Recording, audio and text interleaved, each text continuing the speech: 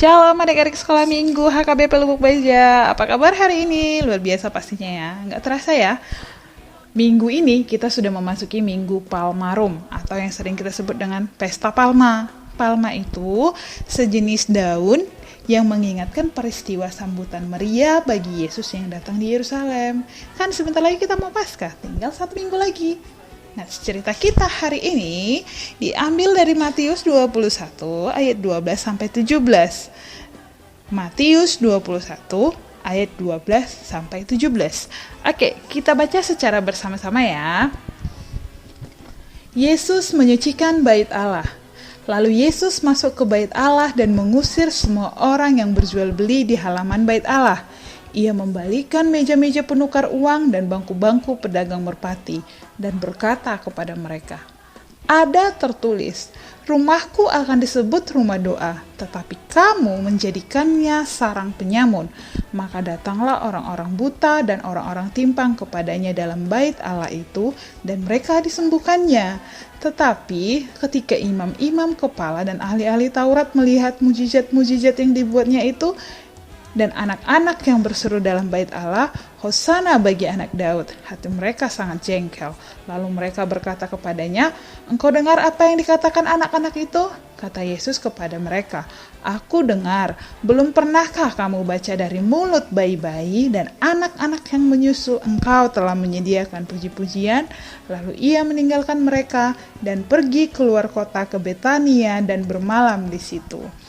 Oke, adik-adik sekolah minggu, tema kita hari ini adalah Hosana bagi anak Daud.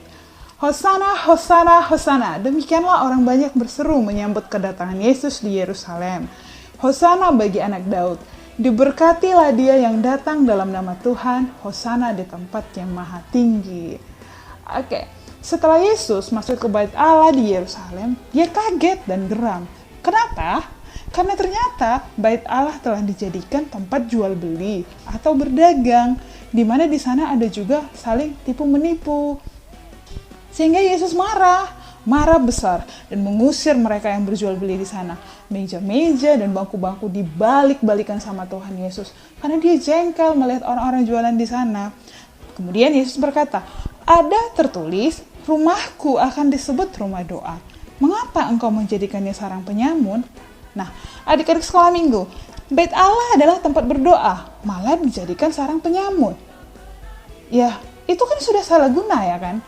Itu tidak semestinya karena gereja itu tempat beribadah, tapi malah dijadikan tempat untuk berjualan. Tentu Tuhan Yesus marah dong, karena mereka sudah menyalahgunakan rumah doa. Ya harusnya kita menggunakan tempat itu sesuai dengan fungsinya. Misalkan kalau Tuhan Yesus sudah bilang rumah ibadah itu merupakan rumah doa, tempat kita mempelajari firman Tuhan, ya fungsinya memang kita di sana untuk berdoa, mendengarkan firman Tuhan, bukan malah mau berjualan. Kalau berjualan ya di pasar ya kan, di pasar, di Bukalapak, di Shopee, di pasar jodoh, di pasar mana aja. Nah setelah itu di bait Allah Yesus mengajar dan melakukan mujizat-mujizat yang menyembuhkan orang buta dan orang timpang. Orang timpang itu maksudnya orang yang lumpuh ya, orang yang tidak bisa berjalan. Nah, mereka itu datang ke bait suci dan meminta Tuhan Yesus, berseru kepada Tuhan Yesus supaya mereka disembuhkan. Dan Tuhan Yesus menyembuhkan mereka, termasuk juga anak-anak yang di sana. Mereka semua berkata, "Hosana bagi anak Daud." Ternyata ada orang yang tidak senang dengan mujizat yang diciptakan oleh Tuhan Yesus. Siapa mereka? Mereka adalah imam-imam kepala dan ahli Taurat. Mereka menganggap bahwa kehadiran Yesus itu akan mengurangi wibawa mereka. Nanti orang-orang jadi nggak percaya sama mereka. Mereka takut. Nah, jadi mereka nggak senang kalau misalkan Tuhan Yesus itu ada di sana. Nah, tapi membuat para ahli Taurat itu menjadi semakin benci dan mencari cara bagaimana cara menyingkirkan Tuhan Yesus. Sampai akhirnya mereka menyalibkan Tuhan Yesus. Mereka jahat ya adik-adik, kita nggak boleh ya tiru imam-imam dan ahli Taurat yang seperti itu.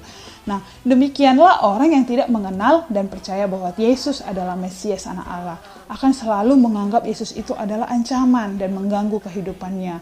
Bagi orang-orang yang tidak percaya Tuhan Yesus. Mereka pasti menganggap Tuhan Yesus itu akan mengancam kehidupan mereka. Tapi bagi orang-orang percaya seperti kita, seperti adik-adik sekolah minggu Lubuk Baja, kehadiran Yesus itu selalu dinanti-nantikan. Untuk apa? Untuk menyelamatkan kita, untuk mengampuni kita dari dosa-dosa kita. Karena kan kita sadar, kita adalah orang berdosa. Kita butuh pertolongan Tuhan Yesus ada di hidup kita. Siapa adik-adik yang mau jadi orang-orang percaya? Pasti semuanya kan mau orang-orang percaya yang selalu menanti-nantikan kehadiran Tuhan Yesus. Jadi setiap hari kita harus menantikan kehadiran Tuhan Yesus di hidup kita, meminta pertolongannya. Melalui apa? Melalui berdoa dan rajin membaca firman Tuhan. Oke, itu dia cerita kita hari ini tentang Hosana bagi anak Daud.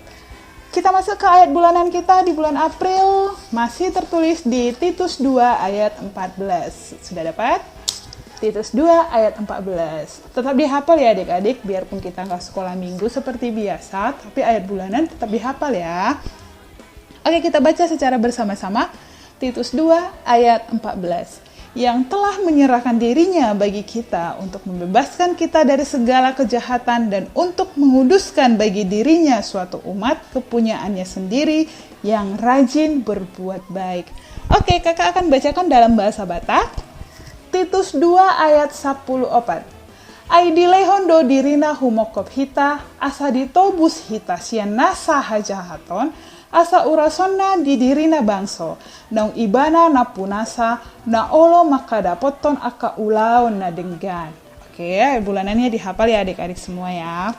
Oke, demikian cerita kita hari ini di Minggu Palmarum. Semoga adik-adik semua yang ada di rumah atau yang dimanapun sekarang berada tetap dalam keadaan sehat, tetap dalam penuh sukacita yang daripada Tuhan, tetap berdoa, rajin makan makanan yang sehat, makan sayur-sayuran, buah-buahan, minum air putih yang banyak, dan jangan lupa rajin mencuci tangan. Oke, bye-bye. Selamat hari Minggu. Tuhan Yesus memberkati.